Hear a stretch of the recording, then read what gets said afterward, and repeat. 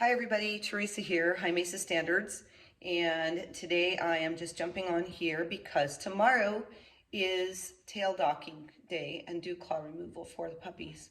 They will be on day 5, which is like the longest that you want to wait, and that's when my vets had the time, and so that's what I took. So I like to do it a little earlier actually, but that's okay. So I'm going to show you what I do to assure that my tail docks on my Standard Poodle puppies are the correct for show docking. So we don't just assume that a veterinarian knows what a proper tail docking is for Standard Poodle. And a lot of times they really don't know. So rather than question and fret it and fear it, and at some veterinarians, they don't let you come back and observe.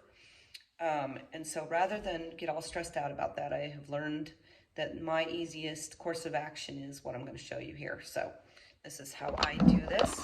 You guys might have a different idea, but I'm just showing for people who have asked me. So I'm going to take one of my little ones here.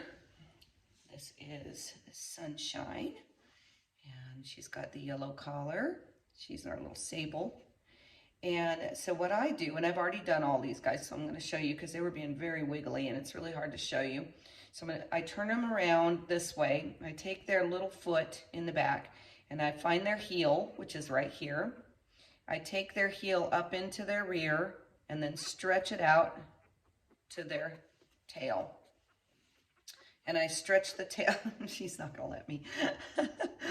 This is the strongest willed set of puppies I've ever had. Usually mine just lay there and let me do whatever I want. So anyways, I put it there and then stretch the toes out with the tail like this, and then I mark it. As you can see, this is a dark tail and she's not gonna get to keep any of her white, which is kind of sad. But I took a yellow Sharpie and I marked right where I want it to cut. Okay, and so that way, when she's docked, her head and her tail are going to have balance.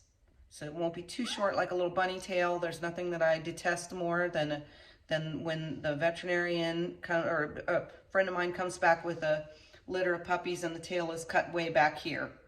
And the veterinarian didn't have a clue. And you know, actually that is what the older you know, back in the, I don't know, 70s, 80s, poodles had this little teeny bunny tail, and that was the style. But right now, the show dock standard is to have a balance when your dog is in a stack, that the head and the tail are balanced. So I'm going to grab another one, and I'll show you with one of my light tails. And most of mine get a little white tail tip, white tip. So here's one here, and you can plainly see where I have Sharpie marked it, and according to her foot. So that's a girl, yeah, according to her foot. So I just take their little foot. It's easier if you have somebody hold it, and then stretch it out, and where the toes end is where the Sharpie mark goes. And that way, I'm pretty sure that there's not going to be too much of the tail cut off and not too little of it as well, because too long of a tail, I think I'd rather have too long of a tail than too short of one. That's just me and my, you know, how I am. But anyways, so that's how I do it.